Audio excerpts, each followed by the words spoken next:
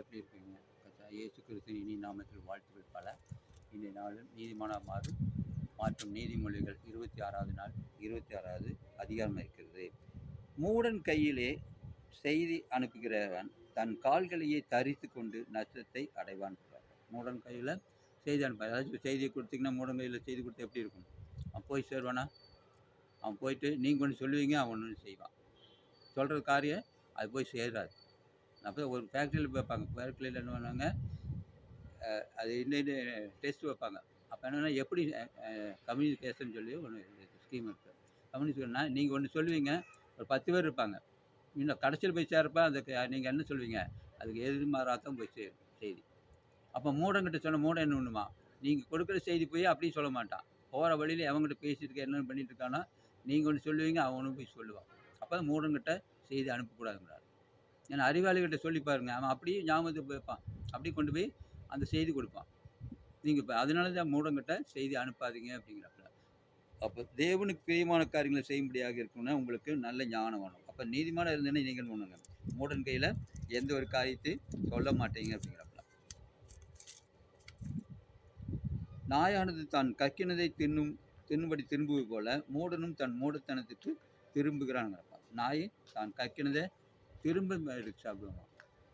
நிறைய பேர் பார்த்துருப்பீங்க, நீ நாய் தான் கைக்கு திரும்பி அதே சாப்பிடும்.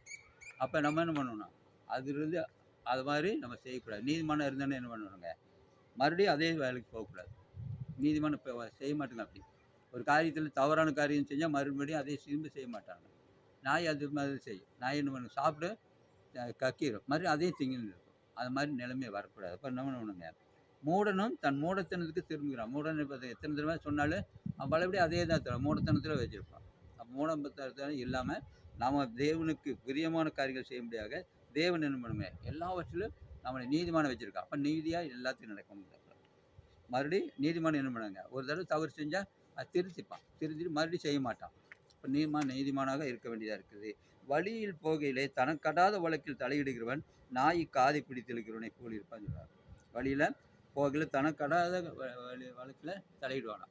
ரோட்டில் போயிட்டே இருப்பான், போயிட்டு இருக்கிறப்ப சம்மந்தமே இல்லாதவங்ககிட்ட பேச்சு கொடுப்பான்.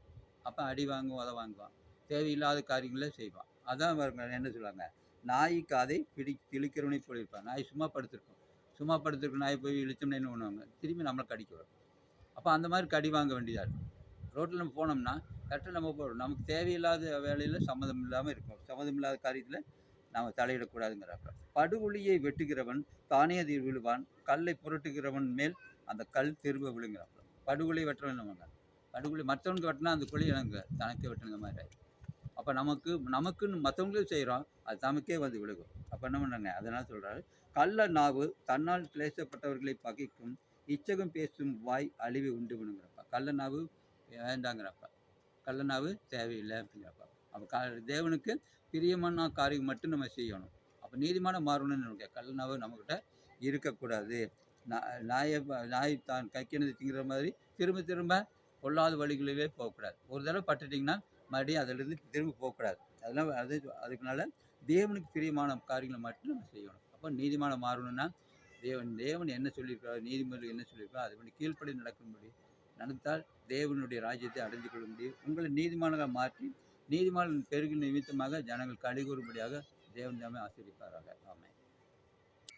Price the lord. ஷாலோம். நல்லா எப்படி இருக்கீங்க? கர்த்தர் இயேசு கிறிஸ்து இனி நாமத்தில் வாழ்த்துக்கள் பல. நீதிமானாக மாற்றும் நீதிமொழிகள் 27வது நாள் 27வது அதிகாரம். நாளை தினத்தை குறித்து பெருமை பாராட்டாதே, ஒரு நாள் பிறப்பதை அறியாயே. உன் வாய் அல்ல புரட்சியானே உன்னை புகழட்டும், உன் உதடு அல்ல அந்நியனே உன்னை புகழட்டும். நாளை தினத்தை குறித்து நீ பெருமை பாராட்டாங்க. நாளைக்கு நான் அப்படி இருப்பேன் இப்படி இருக்கேன்னு சொல்லாதீங்க. நாளை தினத்தை குறித்து பெருமையே பாராட்டக்கூடாது. நாளைக்கு நடக்கிறது யாருக்கு தெரியும்? யாருக்குமே தெரியாது. தேவன் சொல்லிக்கிறார், நாளை தினத்தினை குறித்து கவலைப்படாதுங்கிறார். அதனதன் காலத்தில் அதனதை நான் நேர்த்தியாக செய்வேன்னு சொல்கிறார். இப்போ நீதிமானம் இருந்தால் எப்படி பண்ணணும், நாளைக்கு நான் அப்படி பண்ணுவேன் இப்படி பண்ணுவேன் அப்படின்னு நம்ம சொல்லிகிட்டே இருக்கக்கூடாது. அப்போ தேவனுக்கு பிரியமான காரியங்களை மட்டும் செய்யணும்னா நாளை தினத்தை குறித்து. உன் வாய் அல்ல புரட்சியானே உன்னை புகழட்டும், உன் உதடு அல்ல அந்நியனே உன்னை புகழட்டும். நீ என்ன பண்ணணுங்க, நீ உன்னையே புகழ்ந்து கூடக்கூடாது. அதை மற்றவங்க தான் புகழணும், நீயே புகழக்கூடாதுங்கிறாப்புல. அப்போ நீதிமான்கள் என்ன பண்ணாங்க, தன்னைத்தானே தற்புகழ்ச்சி கூடாதுங்கிறாப்புல. அப்போ மற்றவங்க புகழும்படி நீங்கள் செய்யணும். அப்போ தான் உங்களை பார்த்துட்டு நீதிமானா இருக்குன்னு சொல்லுவாப்புல. உக்கரம் கொடுமை உள்ளது, கோபம் நெஸ்டுடம் உள்ளது, பொறாமையோ வென்றால் அதுக்கு முன்னெடுக்கத்தக்கவன் யாருங்கிறாப்புல. அது உக்கிரமான கோபம் வரக்கூடாது. கோபம் நம்மளை அழித்து போடுங்கிறாப்புல. கோபப்படாமல் பொறுமையாக இருந்து தேவனுடைய ராஜ்யத்தை கட்டணும்னு நான் என்ன பண்ணுறேங்க, பொறுமையாக நின்ற போதும். பொறுமையாக இருந்தவன் எல்லா காரியங்களும் செய்ய முடியும்னு சொல்கிறாப்புல. சிநேகன் அடிக்கும் அடிகள் உண்மையானவைகள், சத்துரு இடும் முத்தங்களோ வஞ்சனை உள்ளதுங்களாப்பா. சிநேகன் அடிக்கும் அடிகள் உண்மையானவை. சிநேகனுமா நீங்கள் தப்பு செஞ்சீங்கன்னா கேட்பான், பண்ணாதேன்னு கேட்பான். அவன் தான் உண்மையான சிநேகன். கூட இருந்துட்டு உங்களுக்கு குழி பறிக்கணும் சிநேகன் அல்ல. அப்போ என்ன பண்ணணுங்க, சிநேகன் சொல்கிறப்ப கேட்கணும், நல்லது சொல்கிறப்ப கேட்கணும். அவன் தான் உண்மையான சிநேகன் சொல்கிறாப்புல. அவன் அடிக்கும் அடிகள்லாம் உண்மையாக அடிப்பான். தவறு செய்கிறப்ப கண்டிக்கிறது தான் அவன் சிநேகனாக இருப்பான். எப்படியோ போயிட்டுன்னு சொல்கிறவன் சிநேகனாக இருக்க முடியாது. அப்போ தேவனுக்கு பிரியமான காரியங்களை செய்யணும். உன் சிநேகிதனையும் உன் தகப்பனையும் சிநேகிதை விட்டு விடாதேங்கிறாப்ப. உன் சிநேகிதை விட்டு விடாதாங்கிறப்ப. சிநேகிதன் என்ன பண்ணுவாங்க, அவனுக்கு ஆபத்து காலத்தில் அவன் தான் உனக்கு உதவி செய்யக்கூடியவனாக. அதே போல் உன் சகோதரனுடைய சிநேகத்தையும் விட்டு விடாதீங்கிறாப்புல. உன் தகப்பனுடைய சிநேகத்தையும் விட்டு விடாதீங்க. ஏன்னா தகப்பனுடைய சிநேகம் பாருங்க, உங்களுக்கு நல்ல ஆலோசனை கொடுக்குறாரு, உங்களுக்கு நல்வழிப்படுத்தக்கூடியவர் அவங்க தான், வேறு யாருமே கிடையாது. அப்போ நம்ம என்ன பண்ணணும், அதுக்கு சிநேகிதனுக்கு உண்மையாக இருக்கணும், சிநேகிதத்தை பாராட்டணும், தகப்பனுடைய சிநேகிதையும் வெறுக்காமல் இருக்கணும்.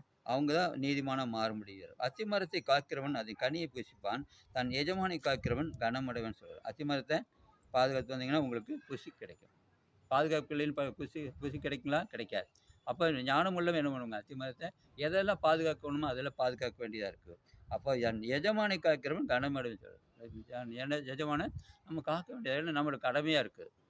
அப்போ புத்திமானுங்க என்ன பண்ணுவாங்க, நீதிமானம் மாறணும்னா எஜமான பார்த்துட்டு நல்வழிப்படுத்துவான். எஜமான கூடவே இருந்து எல்லா காரியத்தையும் செய்வார்.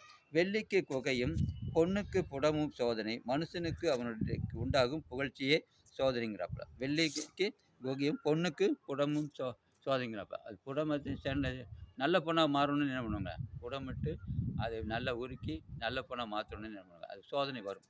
அப்போ அதே போல் தான் மனுஷனுக்கு என்ன புகழ்ச்சி சோதனைங்கிறாப்ப. மனுஷனுக்கு என்ன புகழ்ச்சி பண்ணுறாங்கன்னா சோதனையாக இருக்கும். அப்போ அதிலிருந்து விடுதலை பெற வேண்டியா இருக்குது. தேவன் உங்களை இன்னும் சகலவித ஆசீர்வாதத்தை நடப்போம்னா தேவனுக்கு பிரியமான காரியங்களை செய்யணும். அப்போ நீதிமானாக மாறணும்னா நீதிமானுக்குள்ள அநேக காரியங்கள் தற்புகழ்ச்சி நமக்கு கூடாது, இன்னும் புறங்கூடக்கூடாது, புரட்சியான புதியத்தை வந்து சத்துருனையும் சிநேகிக்க வேண்டியது. இந்த காரியங்களை செய்யுங்களப்போ உங்களை நீதிமானாக மாற்றக்கூடியவராக இருக்கிறார். நீதிமானமாகி தேவனுக்கு பிரியமான காரியங்களை செய்து அதன் நிமித்தமாக தேவ ராஜ்யம் கட்டும்படியாக தேவன் தாமே உதவி செய்வாராக. ஆமென்.